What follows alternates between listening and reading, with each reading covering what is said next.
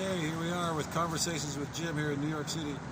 And we have a very special guest, CJ. He's going to tell us about his time down in Alabama when he used to take care of the reptiles and such things. So what was your job down there? Okay, so I was a reptile curator on a wildlife safari. It was in Huntsville, Alabama. Right. So this is just outside of Huntsville, down over near Decatur. So it's like... Hey, all my Alabama friends, do you know where that is? There you go. Okay. For sure. So it was strange how I even got the job, to be honest with you, because, before that, I didn't know shit about reptiles. You come from Brooklyn, or Long Island. Yep, come from Long Island. So I met a girl, as most good stories at least start with. So, yeah. And I was working with Starbucks at the time. Got into a bad car accident driving home, and I was out of work. Luckily I was okay. And so this girl, she got a job offer. And I was like, oh, well, that sucks. Just met this girl, just lost my job.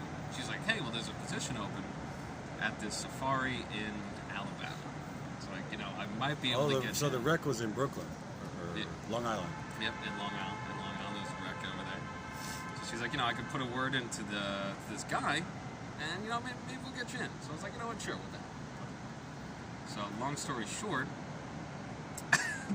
here I know I'm packing a car up, and I'm driving down 16 hours freaking Huntsville, Alabama. What was the name of the place? World Country Safari? It's a Harmony Park Safari. Harmony Park Safari in Huntsville. In Huntsville. Okay. In Huntsville. I've been to Alabama quite a lot. Can't say I've ever been to Huntsville. It's a nice place, man. It's a nice place. Don't they have NASA there? Yeah, I think NASA's based at there. Okay. Okay, so tell us what you did in your job at the safari. Okay, so I was a reptile curator. Reptile curator. So, and you before never knew anything about doing this at all. The girl that I was dating at the time was into the whole reptile scene and all that, so I had, my hands in. But when they were asking me about experience, I was hyping it up. I'm like, oh yeah, like snakes, like all this. I do breeding, which was a crock of shit. It was bullshit lie, right? Just so I can get my foot in the door and go down with this girl. Okay. So remember, first day there, they're showing me around. They've got the tortoises. They have like kangaroos, and everything was all open cage. Sounds very cool. It actually is a really cool spot. So then they're like, okay, this would be your part of the job. So there's a big hothouse, right? A big hothouse. So it's all temperature controlled, about 100% humidity all the time, about 95 degrees. I walk in, sweating to death. I'm looking around. They have huge Burmese pythons. They have huge monitor lizards. They have black throat monitors. There's a Nile crocodile in the corner. Crocodile. Oh yeah, man. And then outside in the open stock, they had separate caged-in areas with the big gators. So like, okay, so this is your job. You're gonna take care of these animals. You know what to do, right? And I was like, yeah, for the most part. So what did you do? Feed them and? So, well, yeah. so I pretty much make sure they stayed fed so they weren't hungry. Made sure they stayed fed so they weren't hungry. I was doing some breeding while I was down there too, like making like baby snakes. And another part of my job was traveling and purchasing animals for the safari, which is definitely interesting. Wow, it sounds like an exciting job. It was pretty cool. So I would take trips, like go down to Daytona. Nice. The crocodile. Did you ever have trouble with the crocodile? Oh my god, 100%. It was actually. I have a really bad 100%. It was terrifying. With the crocodile. It was a Nile crocodile. It was a juvenile. Nile. Yeah. It was a juvenile. So it was about like 9, 12 feet. So they get a lot bigger than that. Oh. But the thing was mean as sin, man. It was... It wants to eat you. 100%. Yeah. So somehow they got this Nile crocodile to eat rats, right? As opposed to like other like forms of meat and like stuff like that. So I didn't know this at the time. I was going to feed it rabbits. Apparently, this Nile crocodile has a strong addiction to rabbits. So I went to go feed him a rabbit one day. I opened the whole cage up, and he wouldn't eat it, right? So he ends up shaking it around, rips the head off, throws the thing, right? And then the glass came down. He gets out of the enclosure. He likes eating rats. Yeah. Okay. This is about 10 p.m. at night. I have to lock myself in the hothouse at night alone, with no cell signal, to feed all the animals at night, right? Wow. So if something happens, I would tell the girl at the time, like, if I don't give you a call by 11, something's happened, you're going to have to come down to the house. 100%.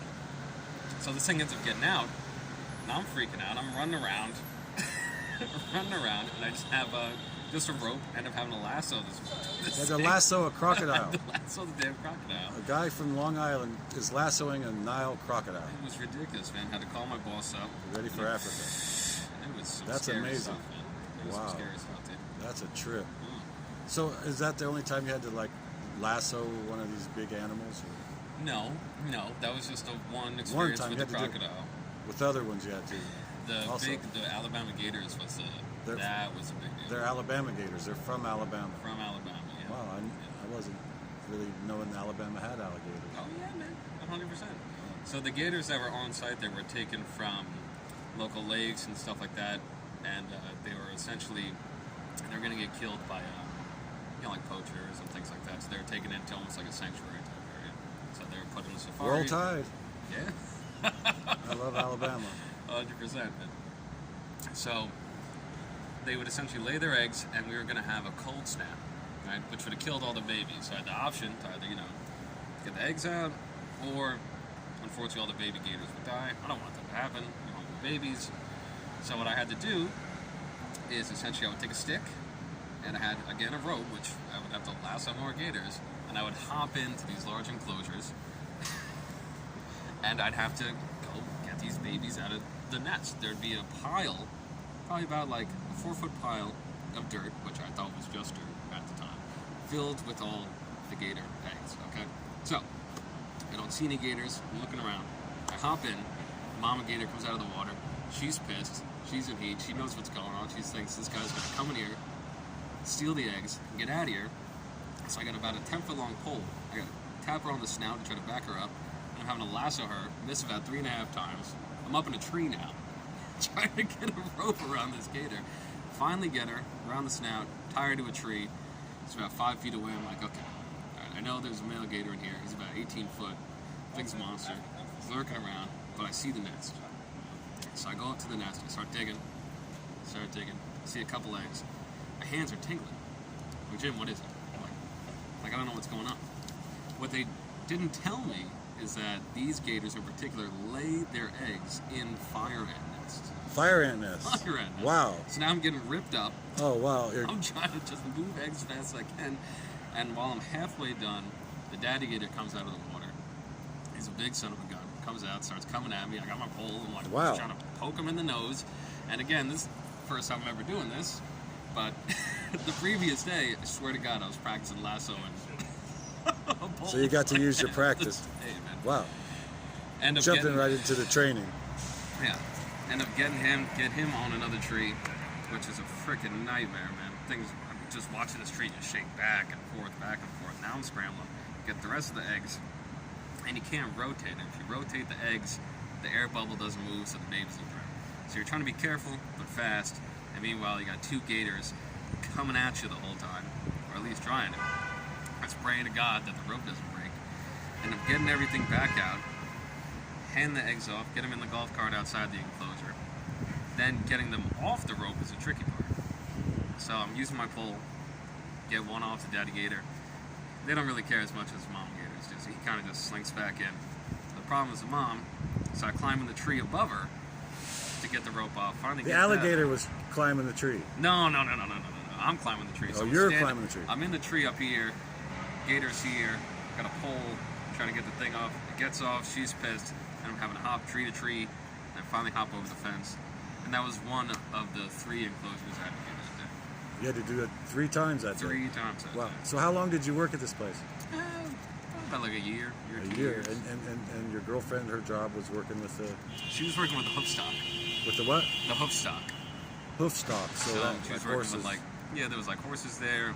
Had a lot of deer. A hoof stock means an animal with hoofs. Yeah, just any like mammals that we have. Obviously. All that stuff. They had like Watusi, there was one giraffe. Wow. A whole bunch of cool stuff. So this is the amazing kind of things you find out when you just sit on a park bench in New York. You meet guys that wrestle alligators in Alabama.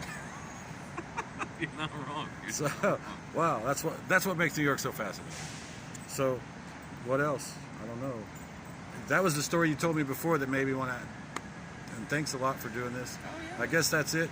Conversations with Jim and CJ in New York City.